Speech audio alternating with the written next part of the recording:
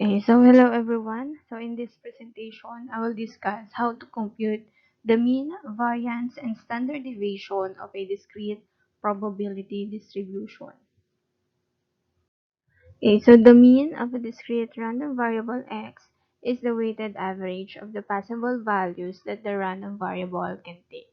So formula for the mean is summation of x times the p of x, wherein x, that is the value of the random variable, then p of x, that is the probability value of the random variable. Then the variance and standard deviation describe the amount of spread, dispersion, or variability of the item in the distribution. Okay, so formula for the variance is the summation of x squared times the p of x minus mean squared.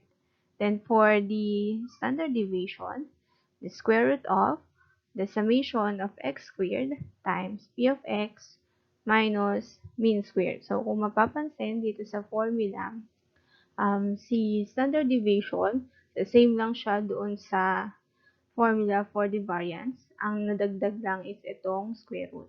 So, meaning, kapag na-compute mo na yung iyong variance, ang gagawin mo na lang is to square root the value of the variance para makuha yung standard deviation.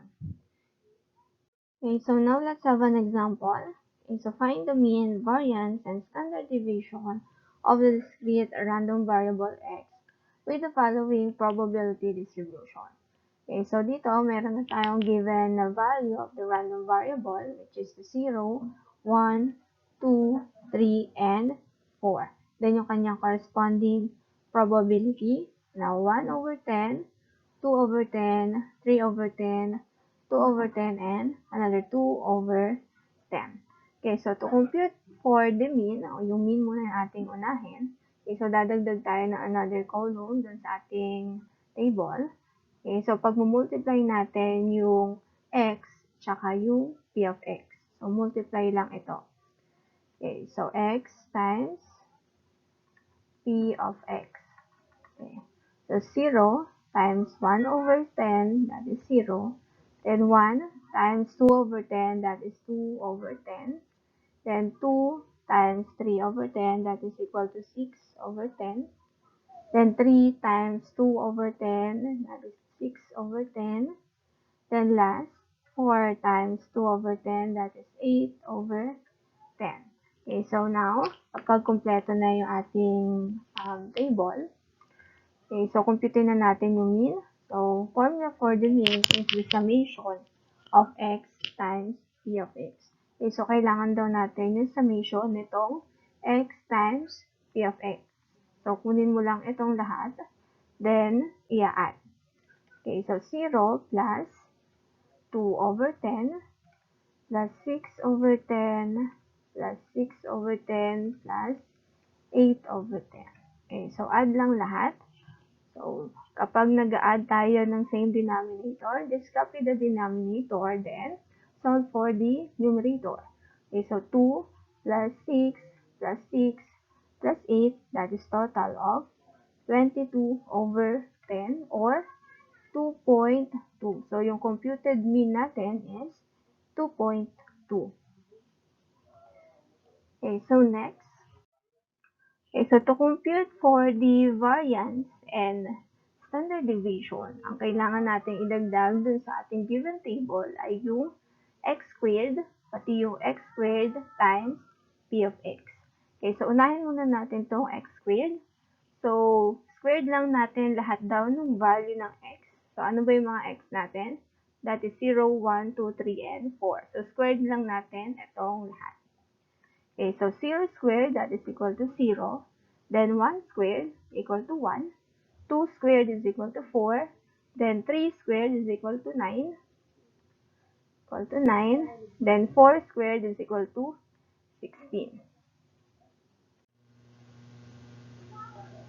Okay, so next column is yung x squared times the p of x.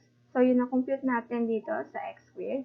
I-multiply natin sa corresponding probability. So, dito, multiply lang. Okay, so 1 over 10 times 0, that is equal to 0.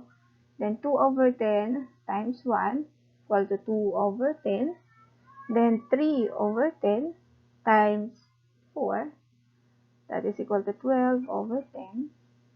Then 2 over 10 times 9, 18 over 10.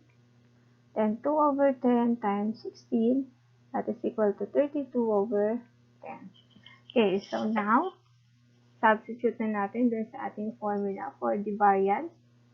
Okay, so variance is equal to the summation of x squared times p of x minus mean squared. Okay, so kailangan daan natin yung computed mean natin kanina. Okay, so summation of x squared times p of x. So i-add lang natin lahat na na-compute natin dito kay x squared times p of x. Okay, so 0 plus 2 over 10 plus 2 over 10 plus, 12 over 10 pa lang, 18 over 10 plus 32 over 10. Then minus, yung ating given mean squared kanina is 2.2 squared. So, squared lang natin yan. Okay, so, solve muna natin itong mga fraction. Okay, so kapag in-add itong lahat, ang makukuha mo dyan is 64 over 10, then minus 2.2 squared, that is equal to 4.84. Okay, so now subtract. So para mas madaling ma-subtract natin yan, okay, so 64 over 10, gawin nating decimal. That is equal to 6.4.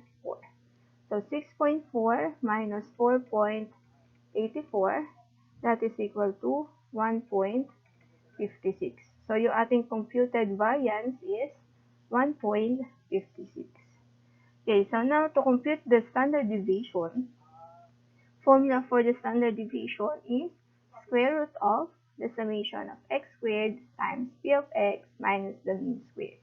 Okay, so meaning, standard deviation, it is the square root of the variance.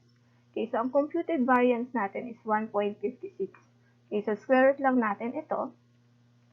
Okay, so standard deviation is equal to square root of 1.56. Then solve, that is equal to 1.25. Okay, so round off na agad. So that is equal to 1.65. So ito yung ating standard deviation. Okay?